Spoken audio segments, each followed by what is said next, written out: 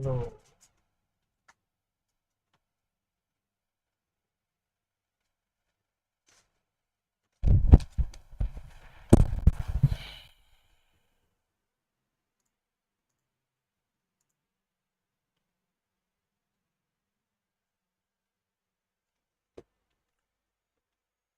Hi, Fernando.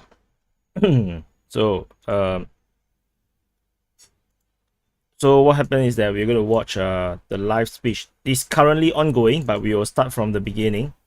So give me some time to prepare this. Give me a while. Let me prepare the. Hello, everyone. You see, it doesn't exactly let me. It's going to be like 15 minutes, 40 minutes. So we're gonna watch the Putin's speech about the Russian the referendums in Zaporizhia, Donbass, and okay. So here it goes. You're citizens of Russia. Can you guys hear? Citizens of the Donetsk and Lugansk People's Republics. So I haven't watched this yet. This live. Kherson regions. We are like of the State Duma. 30 minutes behind.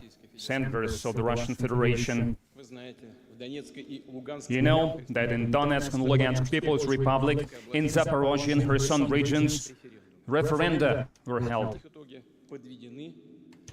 All the votes were calculated and the outcomes are known. People have made their choice. And this choice is beyond any doubt. Today we're going to sign the treaties on admitting the Donetsk People's Republic, Lugansk People's Republic, Zaporozhye region, and Kherson region. I'm sure that the Federal Assembly will support constitutional laws on admitting to Russia 4 new regions, 4 new constituent entities, because it is the will of millions of people. Hi, Andrew. Hi, Fernando. Hi, hi, Abrus. Hi, Klato, Ani. A lot of people is there listening to the speech by Putin. So it's about the extension of the new territories for the 4 different places: Zaporizhia, Kherson, Donetsk, and Luhansk. But going backwards seems to be not doing very well. Let me go to the RT one. We need to go back 14 minutes.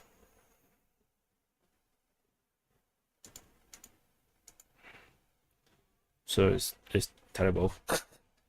Oh my god, I want.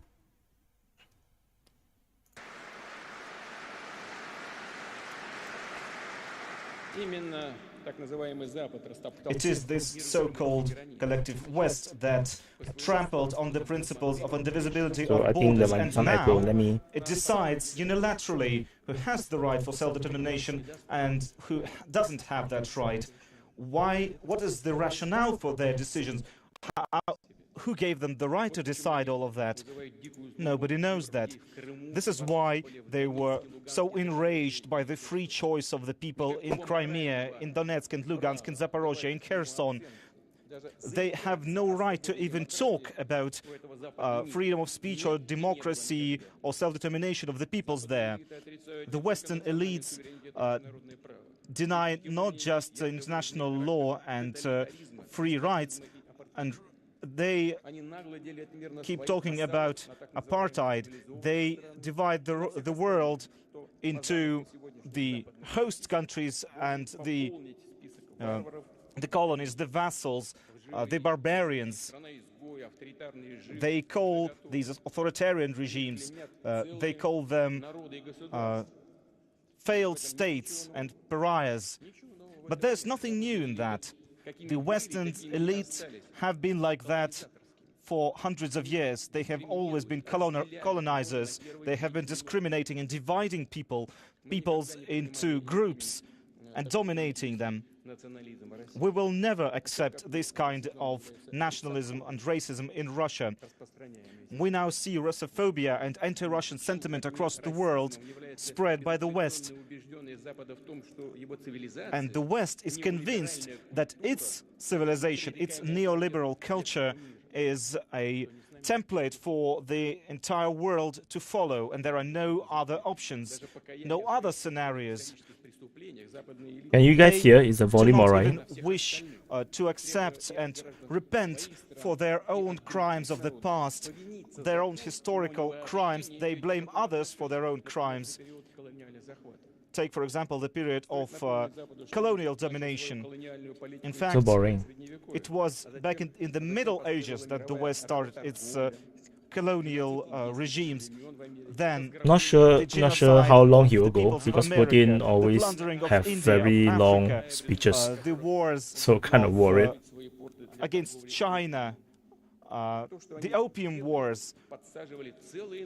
What the West did was they made entire nations dependent on drugs and eliminating and genociding entire ethnic groups.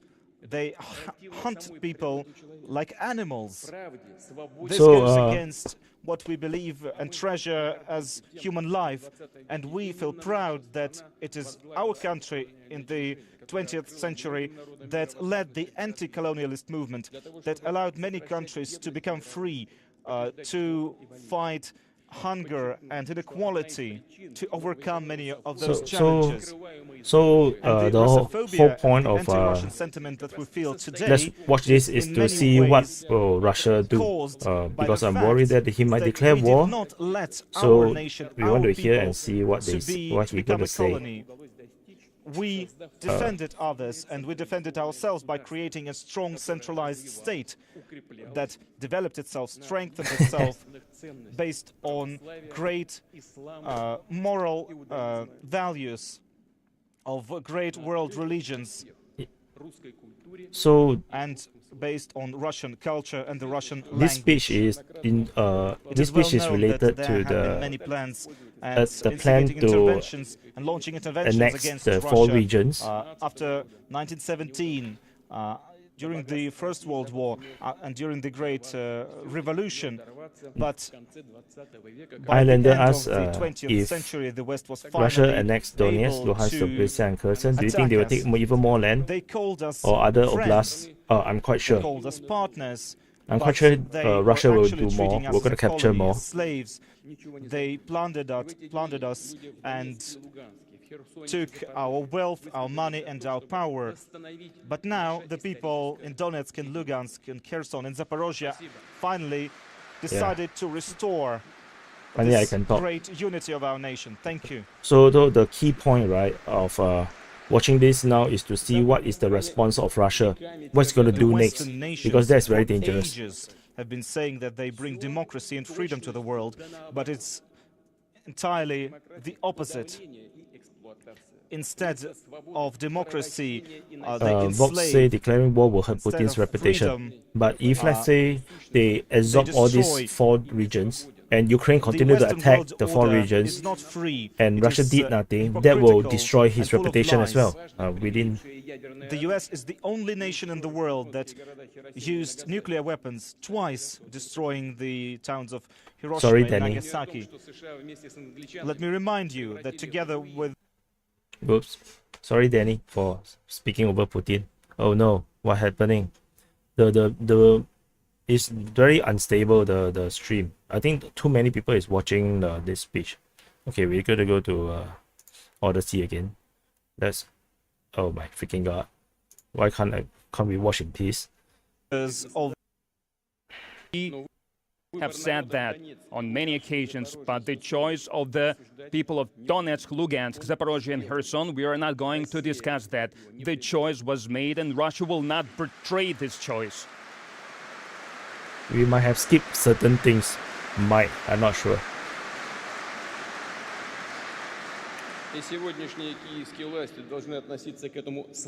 And the key authorities, they should see this expression of will with respect.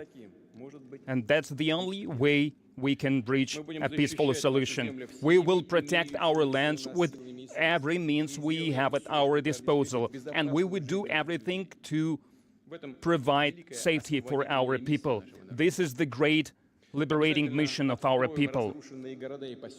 We will restore destroyed cities and towns, schools, hospitals, theaters, and museums. We will restore and we will develop industrial enterprises, infrastructure, factories, social and pension support. healthcare, and education. And of course, we will raise the level of security together. We will make it so that people in the new region felt the support of the entire people of Russia, of the entire country, of all the republics, of all the regions of our great homeland and vast homeland. He said this is a declaration of war, basically. Yes, this is why we are watching and see what he's going to say. Friends, colleagues, today I would like to address soldiers and officers who participate in the special military operation, to the warriors of Donbass and New Russia, those who offer the decree of the partial mobilization, join. Oh, freaking hell. It just keep breaking. Oh my god. The stream is so unstable. I think they are very overloaded by people watching. This is not just being subservient to the United States by Europe. This is a direct betrayal of their own people. In fact, what we saw recently was a direct diversion and direct attacks on the Nord Stream pipelines. In fact, they started destroying the energy infrastructure of Europe. Who profits from that? Well, those who profit from that are the ones who are responsible, are the ones who are the perpetrators. John B., RT is banned on YouTube. It is this regime is all based on violence and intimidation. This is why we see hundreds of military bases emerging all around the world. This is why we see attempts at creating new military alliances, such as AUKUS. We see the Washington, Seoul, Tokyo trifecta emerging, and any attempts to challenge this Western That's the leader hegemony of is perceived as a direct threat that requires an immediate response, because all they need. Then the other guy, this guy is the leader of the Luhansk. But I think the stream is horribly unstable. We just cannot watch in peace. My freaking god, let's change to...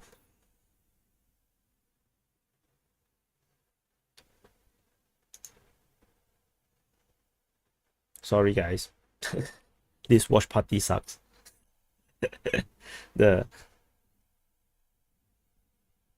Okay, we can just go to the live one. I think they're hypocritical. They talk about containment.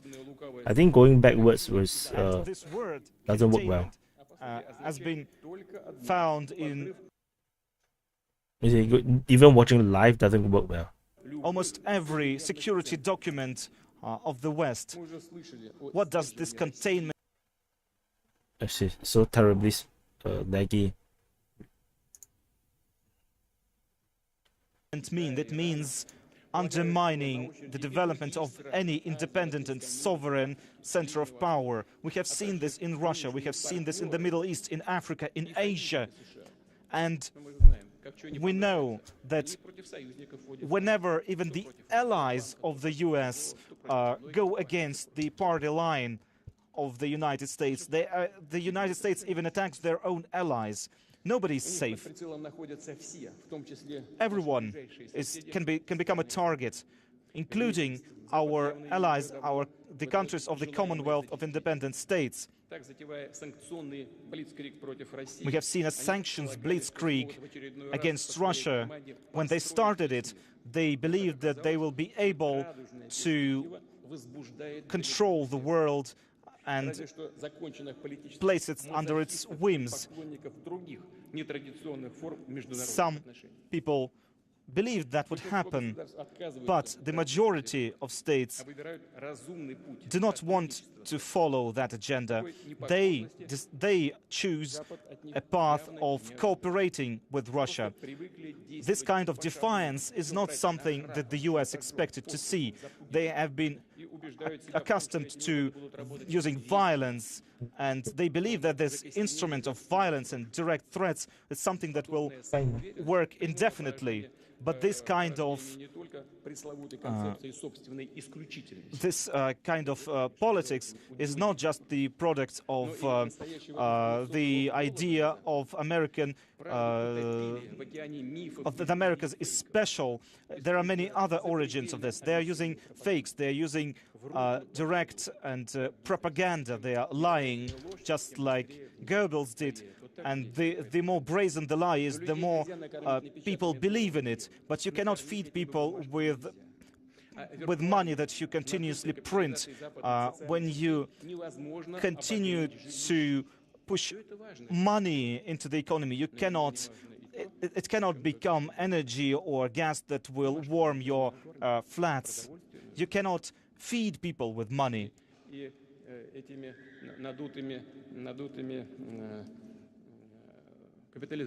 And these inflated capitalizations, you cannot keep anyone warm with that. You need energy for that. That's why politicians in Europe also, they have to convince their citizens to not to eat so much, not to take baths so often. And those who start to question this, start asking questions, why is that? They are called extremists, radicals, or enemies. And they point at Russia. They are saying this is the source of all your problems. And they are lying through their teeth here again. And here is what I would like to emphasize. We have every reason to believe that the Western elites do not want to look for any constructive resolutions for the food and energy crisis that was brought about by them because of their policies that started long before our special military operation in Ukraine and Donbass.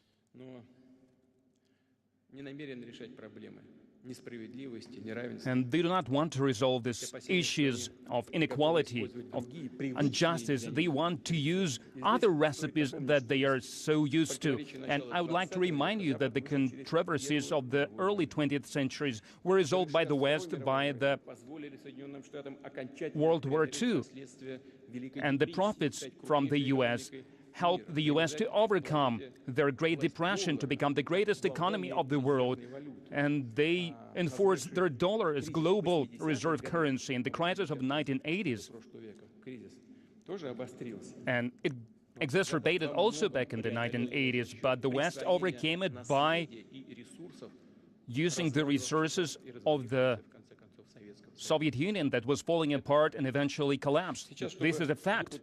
And to get themselves entangled from these controversies, they want to break Russia. Other states that choose sovereign path of development to plunder someone else's riches more and to use these riches to fix their problems more.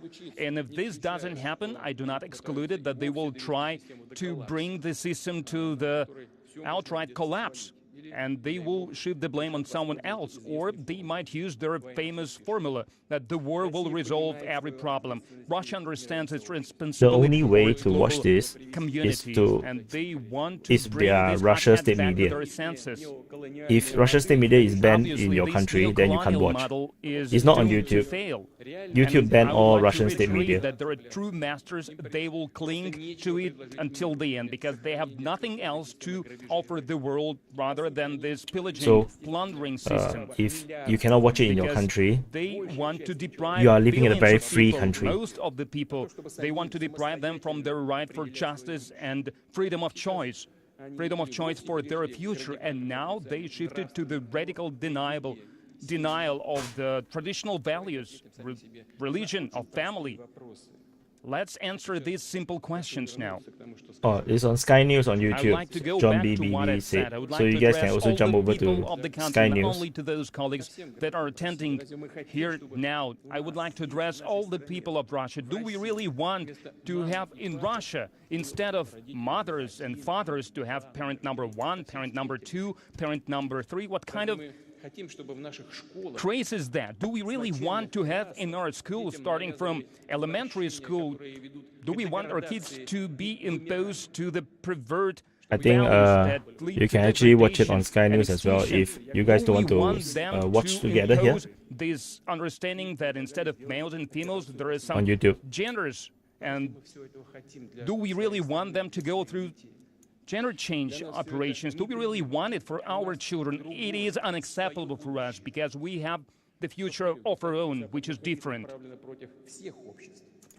And the Western elites, they are working against all the communities, against the peoples of the Western countries as well. It is against everyone. No idea. They want to If bring they ban back me, all then, the traditional values, too traditional bad. faith. And it's like the religion Because basically, down. I'm Looks like casting Latin the Satanism. speech. That's the key When point. Jesus It's not Christ was RT. talking about false prophets, he was saying, you will recognize them by the fruit they will yield. And we can already see this fruit, not only in our country, but everywhere. And it is becoming obvious to many people in the West as well. The West is entering the time of fundamental changes. New centers of development are emerging, and they represent the majority of global community. And they are ready to This is voice so their interests, and they're irrelevant. ready to protect and defend their The speech interests. And multipolar world is for them a- is the way to defend their sovereignty, to acquire the true freedom, true independence, and future. Their right for independent, see creative, the- independent development. The audience are so bored. To harmonious process. They cannot concentrate. All across the world and in Europe They're and just- the United States the eyes is also, just- we have a lot of like-minded people, and we can feel it, we can see it, we can feel their support. People from various countries and communities,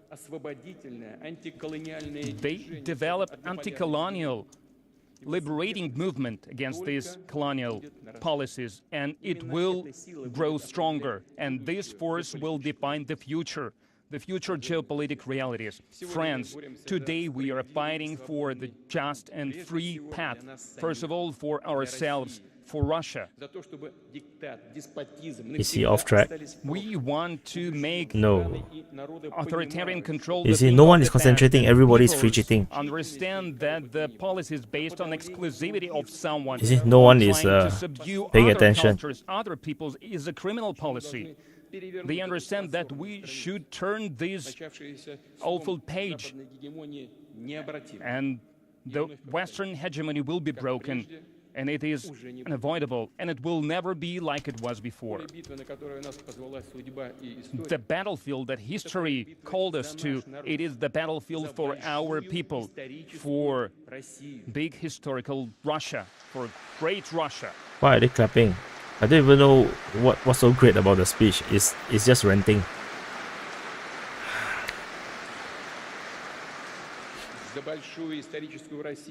For great historic Russia, for future generations, for our children and great children, when we have to save them from enslavement, from awful experiments that are aimed at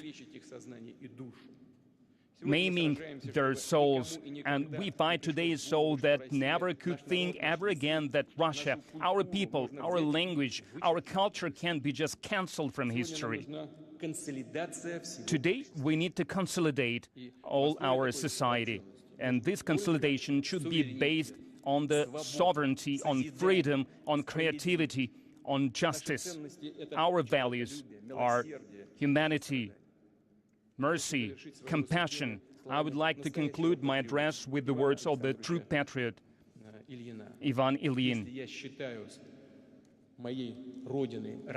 If I consider Russia my motherland, it means that I love in Russian way, that I create and think in Russian, I sing and speak in Russian.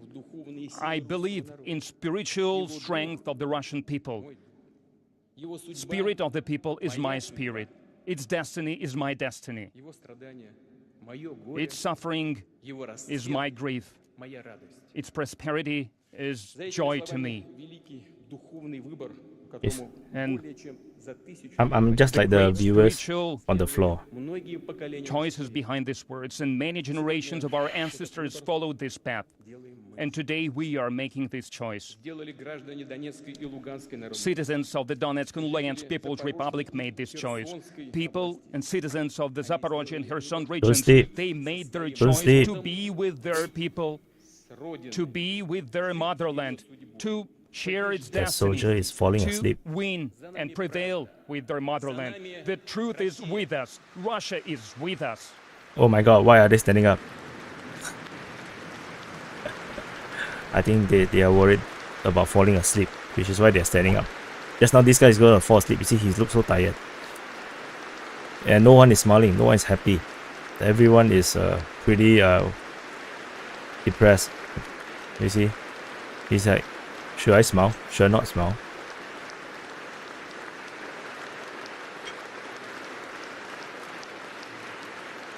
You see, some of them doesn't look like they want to be there.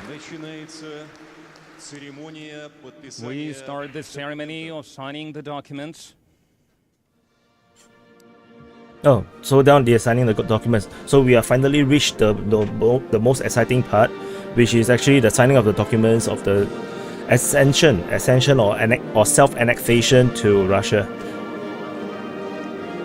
So, never seen people so happy giving up their independence to another country. President of the Russian Federation. Oh, so stressed. Vladimir They are so Putin. stressed. Head of the Donetsk People's Republic. So he's signing. Denis Pushilin. This is the Donetsk leader. Head of the Lugansk People's Republic. Leonid Pasechnik. This Luhansk leader. Pasechnik. Head of the Zaporozhye region. Yevgeny Baletsky. I actually don't know who. I can't recognize him because he don't really. He's not that public. And the head of the Kherson region, Vladimir Saldo. I can tell you the Kherson one and the Zaporizhia one, they are not elected. They are not very representative of the people in Zaporizhia or Kherson. Between the Russian Federation and the Donetsk People's Republic. So I don't really like the Zaporizhia and Kherson annexation. I Russian think Federation and the it's not very- Lugansk People's Republic. it's not very legit. The Russian Federation and the Zaporozhye region.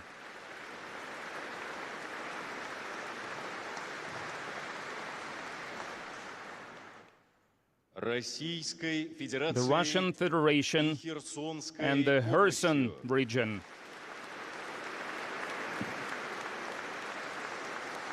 If you are the soldier behind, you will be stressed too. Trust me. On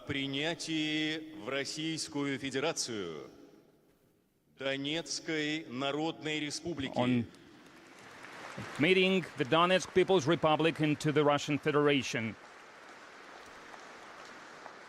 Of the Lugansk People's Republic. If you guys have been in the military before, if you are in this kind of position, you will know how stressed it is. It's not a joke. You make one mistake and that's it. That's it for your career. And the Kherson region. Yeah, I have to say, I really don't like the Kherson and the Zaporizhia situation. They shouldn't have any rights to do referendum. On the creation of new constituent entities within the Russian Federation. New era. I don't know, it's a new era for the whole world, not just Russia. I think this could lead to World War III. And while this is not the World War III stream, we might actually witnessing the start of World War III.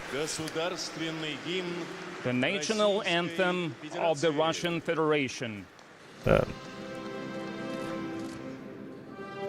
I wonder if I will get copyright strikes for the Russian national anthem. That would be cute. That would be like.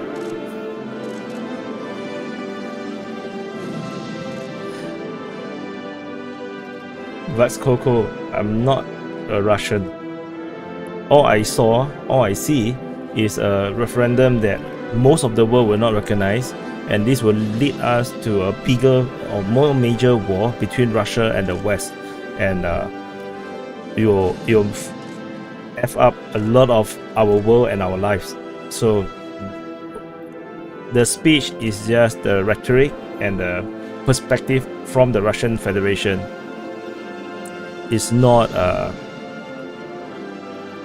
it's like, you know, Putin always have a lot of speeches and they say a lot of things, so it's not something new, so don't be so triggered.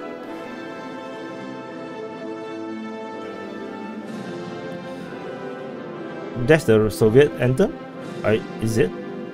I don't know. I can't recognize. I thought it's Russian anthem. Clap, clap, clap. Hey, Putin is so short, right? You see? Oh, not bad. At least the Donetsk leader is almost as short as him. So if you are very short, you can still be a great man, you know, to lead hundreds of millions of people. You can be very successful. So don't worry about being short. You're compact. What is it? Why are they cheering? Anyone can understand?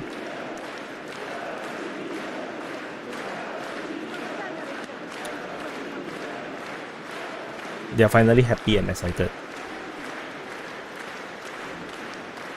Yeah, finally I see people smiling. And there we have some history in the making right there with live pictures on RT International. Okay. So good that you could join. Yeah, not going to listen to him. I only want to know. We're only going to because the danger is that when RT is playing, what if they play music, right? Then later copyright strike, then you'll mess up the stream. So yeah. So this is the situation now. Russia has officially annexed the 4 regions, and I still wait. So is this okay? So let's zoom out. This is a bit too big. So this is the latest article, I guess. Or they changed Russia. Why it doesn't sound like Russia? So I don't. So anyway, so according to this article, Russia, so Putin has just signed the treaties in the inclusion of 2 Donbas Republic, which is Lugansk. So now I have to change name to Lugansk because it's not Luhansk anymore. Lugansk and Donetsk and Kherson, depending on how you want to pronounce this, English or the Russian Ukrainian way, Kherson and Zaporizhia. Oh, it's not Zaporizhia anymore. It's Zaporizhia. Oh, frack. Zaporozhia. I think I should read the Russian word for this. Zaporizhia. So region. So even Zaporizhia have to change name. It's no longer Zaporizhia. And so these 2 declared independence from Ukraine, and then they are now signed into the Russian Federation. And this ceremony marks the start of the formal process of their ascension to Russia. Also, it's not ascended yet. It's only the formal process of ascension. So it's just a start. So they are still not annexed. They are just starting to get annexed. So reportedly, this is so Vex Coco, if you don't like, you can always quit the stream.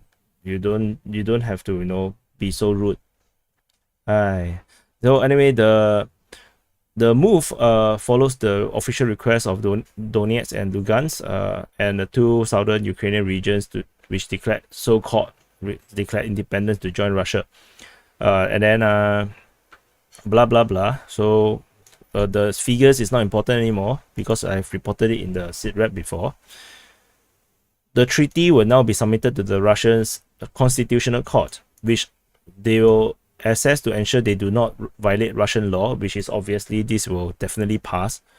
And they will definitely be cleared. The agreement will definitely be ratified by the State Duma, and which is the lower house of the Russian parliament. And then they will definitely be ratified by the Federal Council, which is the upper house. So the lawmakers will definitely pass the legislation, which will definitely incorporate the 2 republics and the 2 regions into Russia, and will become part of Russia no sooner than the law is signed by Putin. So basically, it's still a process. So now they only sign to start the process. So after that, they will go to be checked by the courts, the constitutional courts. If it's okay, then they will send it to be ratified by the lower house and then will be by the upper house. After this, once lower and upper house cleared it, then Putin can sign it into law, and then the annexation will be complete. So this is only just the start of the the annexation. This is not the annexation just yet, but the start of the annexation. Who knows? It may not get past the constitutional court. Maybe it's against the law. You know, it violates the Russian law. Yeah, or no, maybe they try to get past the State Duma, and then the lower house people decided to vote against incorporating them because they were worried about World War III. Possible, right? So who knows? And maybe the Federal Council just said, sorry, you don't want to dilute our power, so they don't want to accept that. Maybe, of course, the chances of that is as poor as the chances of the referendum being not successful. So it's not possible. And so the State Duma speaker said that the lower house will be convening on October the 3rd to discuss the issue, including the ratification of the treaty. And then the upper house will discuss on October the 4th. So which means that in the SITREP where I reported about this thing, about the meeting of the lower house and upper house, 3rd and 4th, which will then go through and complete the agreement to annex these 4 regions. So I'm actually correct, because the lower house and upper house has to meet first, and then after that, Putin then have the power to actually sign these 4 regions into Russia. So far, it seems like it's not going to be a Novorossiya kind of situation. It doesn't seem like there's no indication in this article or in the speech just now that these 4 regions will be combined as one region. So they will be retaining the power of whoever that 4 people is, and to continue to be the leaders of that specific regions. And so RT is pretty honest though. They say that Kherson and Zaporizhia region is seized by the Russian forces after the start of the conflict. So this is very honest by RT, because that's exactly what Russia did. They actually conquered the 2 regions.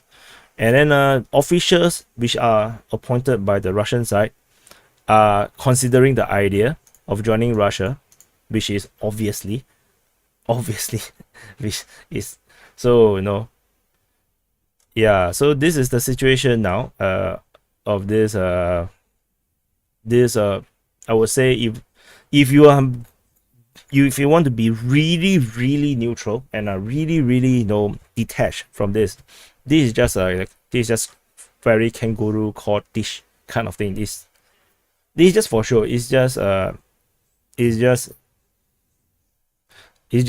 process, an act, a theater, arbitrary, just like the vote, the referendum. They do it because it's just a process to do it, to legitimize it in their own mind, in their own people's narrative, in their own country's narrative, that this is all right, it's okay. So that's just how it is. The same thing goes when Ukraine kicked out their 2014 president, and they tell themselves it's okay. Same thing. This all is just make believe. And then it's the same thing that they think that it's okay to send the military into Donbass and to attack their own citizens just because they ask for more autonomy, or they do not want to recognize the new president that replaced the one that got kicked out. Same thing. It's all arbitrary. It's all nonsensical. So no, at DPA, my aim is not pro-Russia or pro-Ukraine. Is to want everyone to recognize that the real world is effed up like this. This is what they call in political science real politics. That means things. This is to view the things, right. To view geopolitical situation, relationship between countries, very pessimistically in a way. That means there is no friends between countries. It's all just interest. If there's no common interest, you become a rival. And which is also why then you have to start to understand why trading is important. Why trade is important, why alliance makes a difference, why certain alliance become a threat, why a certain move, by certain countries become a national security problem for another country. These are all real. It doesn't matter how friendly you are. It doesn't matter what's the moral.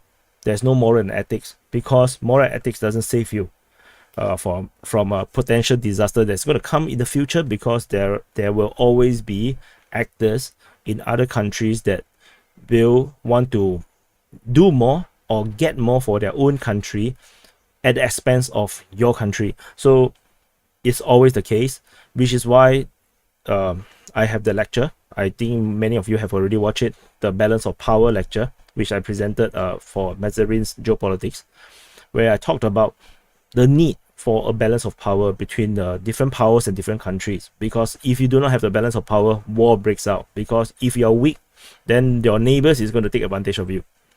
So just like Poland is taking advantage of Ukraine, like it or not, because Ukraine needs Poland, and Poland is taking advantage as much as they can of the plight of Ukraine. So then and Ukraine is also taking advantage of the Western world, because they grab them by their something, because of the cultural and the rhetoric that the West have put themselves in, because ultimately the war is triggered because the West wills it. The West wanted this war to happen. They refused to just say we will not accept Ukraine into NATO. They just refuse to say it. Just one sentence. They can even lie about it. They can lie until Putin steps down. They don't want to do it. They purposely just say no, it's Ukraine's the foreign political rights to do it. So and that's just cause the war, and Ukraine is definitely not gonna let go. They're gonna hold the West to their words, and which is why Ukraine like Zelensky or his team sometimes is very irritating, because they will say very nasty things just to trigger the Western partners, be it Germany, be it Spain, even Israel, to get them to react. And if they react, then Ukraine will start to point them out for their moral failures or ethical failures to not provide weapons or help or aids or money to Ukraine to fight against the Russian aggression. That is the trap that Ukraine is putting on the entire Western hemisphere, the Western world, and the West somehow just cannot let go of this bait. They just bite it and they just cannot let it go, and they get controlled by Ukraine in a way. So Germany definitely is reeling from all this. Their entire economy is now in shambles.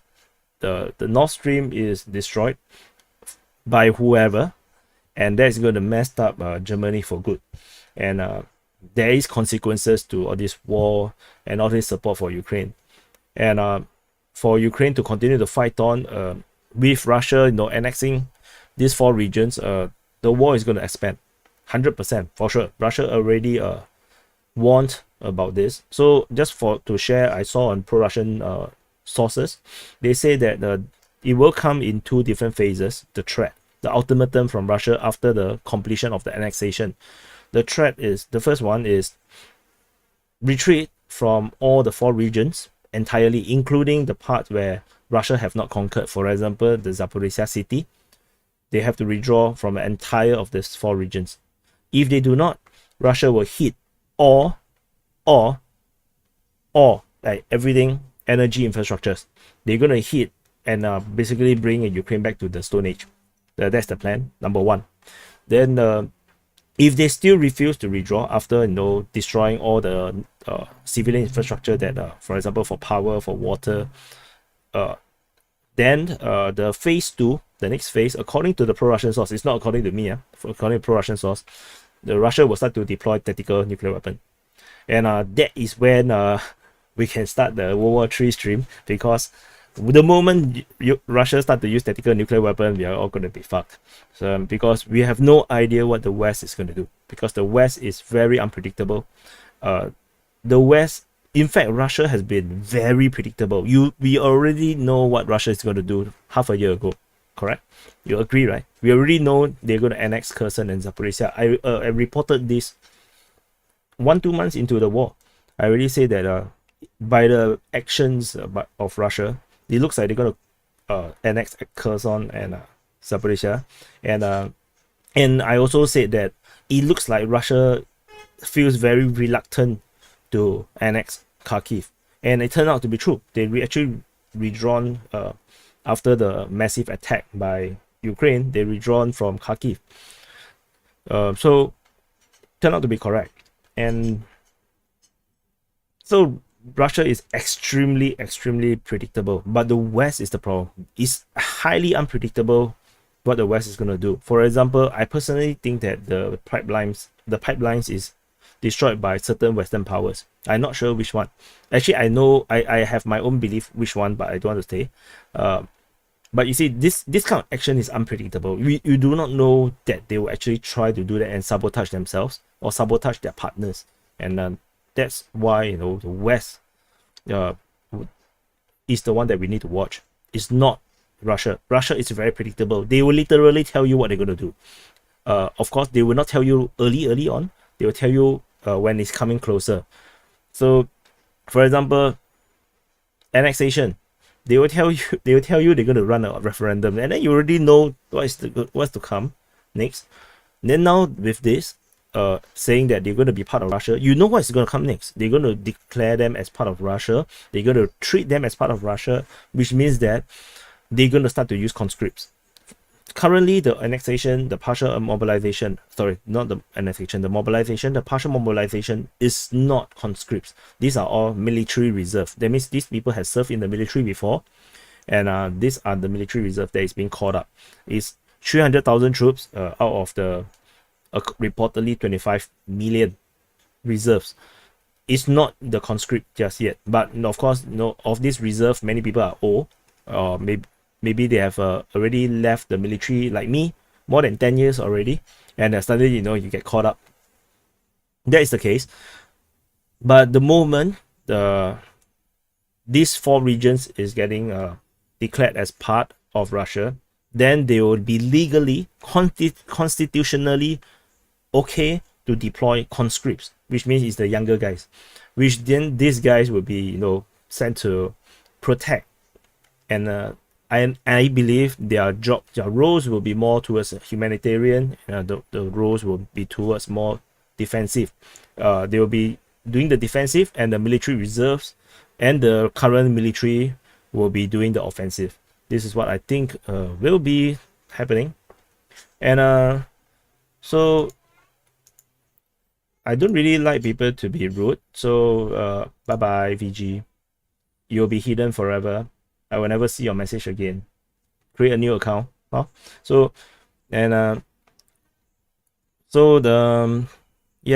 this is the situation now in this Ukraine war.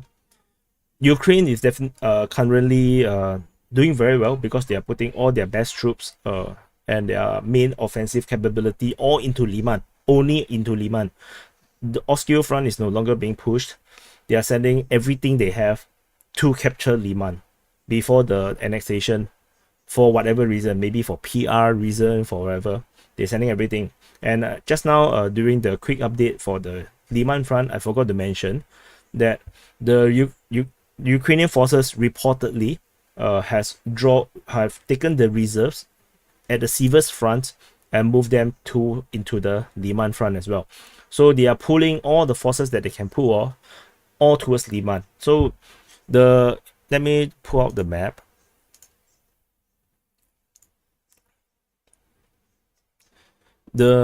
As of the latest information, in terms of numbers. Oh, I thought just saw the typo.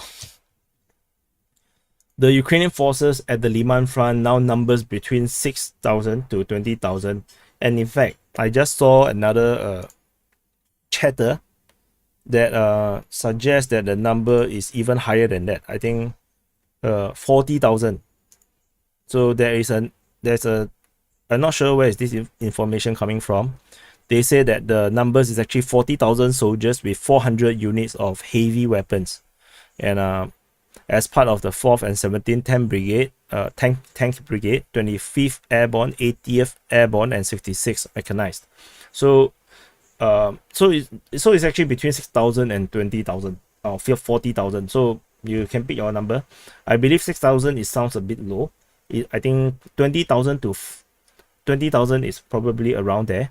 40,000 sounds very high, but it could be it could be the number was 20,000, and then by now, with all the pooling of more forces to totally destroy this Russian force that at Liman, they actually doubled the number of troops in order to fully destroy this force and give Russia a catastrophic defeat on the battlefield. So that could be the case. So you guys want to nuke Liman, but the Russian troops are there. You nuke Liman, you kill your own troops as well. So that's kind of stupid. So yeah, so this is the situation, and I hope you guys enjoyed it. I'm not sure if you guys enjoy it.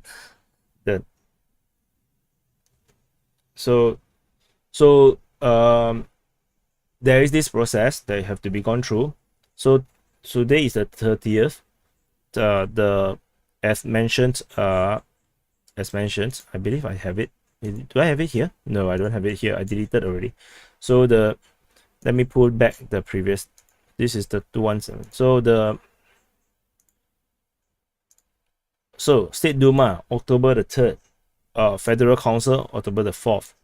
And I believe that October the 5th will be the annexation, or the official annexation of these regions. So you have maybe how many days? Let me check. So today 30th, tomorrow is the 1st already. You have 5 days to enjoy your life before World War III starts. So take good care. Make full of your time these 5 days. If you haven't did certain things that is very enjoyable and that every human should enjoy, go and enjoy it. World War III is coming. Yeah. So anyway, this is a live watching or viewing of the Putin's live speech of the start of the annexation process of the 4 regions: Kherson, Zaporizhia, Donetsk, and Luhansk.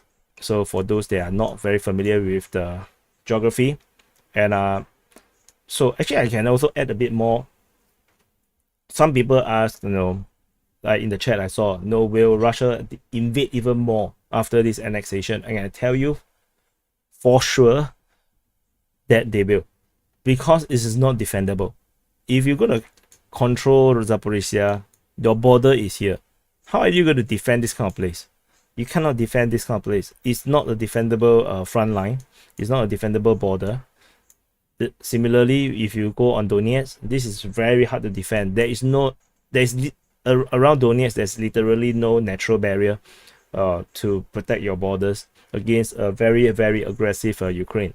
So the war is going to, they're going to have to fight along the river. They're going to conquer along the river, and it looks like Russia will have no choice but to capture the whole of Dnipro, Kharkiv, at least, and perhaps eventually you see that Russia will just keep annexing more and more land, and Ukraine will just become smaller and smaller, because it's very hard to defend against when you have such a big long border. So the entire right bank of Dnipro river is going to be targeted, and then on the southern side they will have to narrow this border region as short as possible. So even at the shortest point, even if you include the Transnistria, is still 280 kilometers to the river, and I believe Russia will try. So defend 200 kilometers is still better than defend defend, like for example, you know, how long is this? 300 kilometers. So you know, it is just strategically not tenable for Russia to do that. So I believe Russia will invade more, annex more land in Ukraine. Yeah. So Jason Comios say declaring Ukraine as terrorist state. It is meaningless. All these labels are meaningless. Like, you know, Ukraine call Russia a terrorist state. So what? It's meaningless. The only way any laws, any wrongdoings to punish, you must have the power to punish. And for example, Russia invaded Ukraine. If the world have no way to effectively punish or stop Russia, then they are not stopping Russia. That's just it. So, and the thing about Transnistria is, you know, Transnistria will continue to be this very touchy thing, which is why, you know, Transnistria, like Russia will definitely feel itchy about, you know, capturing an entire of Mykolaiv, and then capturing Odessa region. Maybe Transnistria will merge into Odessa as one country or one People's Republic, which will then of course be annexed for sure. Then they will go for Kopyvinsky, and Kopyvinsky will definitely, you know, shorten the entire front line by quite a lot. And to shorten it even more, they will take Cherkasy.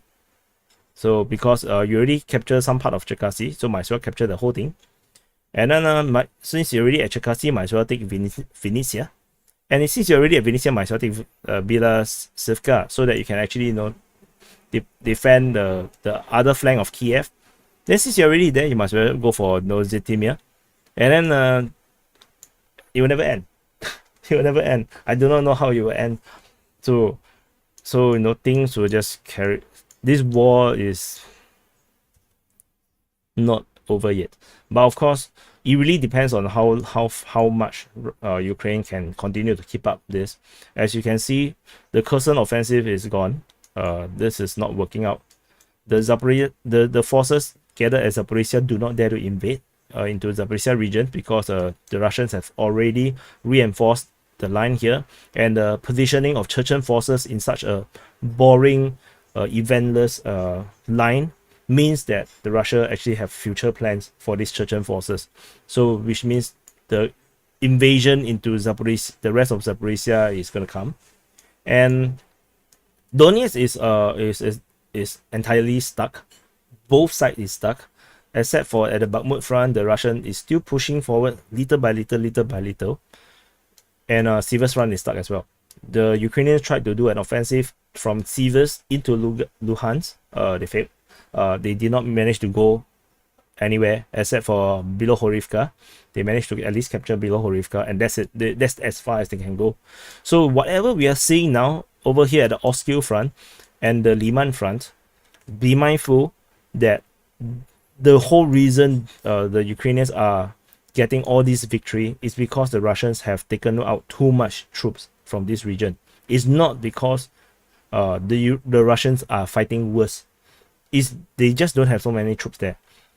If Russian troops are shit, then we have already seen the Kherson offensive to be a massive success. So this is not the case. The case is simply there's too few troops being deployed here, and in a week's time, because you must understand the partial mobilization has already gone through 1 week plus. The training for the mobilized troops is 2 weeks. So from next week onward, after, which is time just nice after the annexation of the 4 region. That's why I say all these are planned. After the annexation, just nice, the mobilized troops will have finished 2 weeks. At least a big portion of these forces will have finished their 2 weeks training. They will be sent to the front, and the war will start to get really hard for the Ukrainians. But of course, the Ukrainians will still have a numerical advantage, because 300,000 troops is not enough to deal with a potentially 1 million strong military.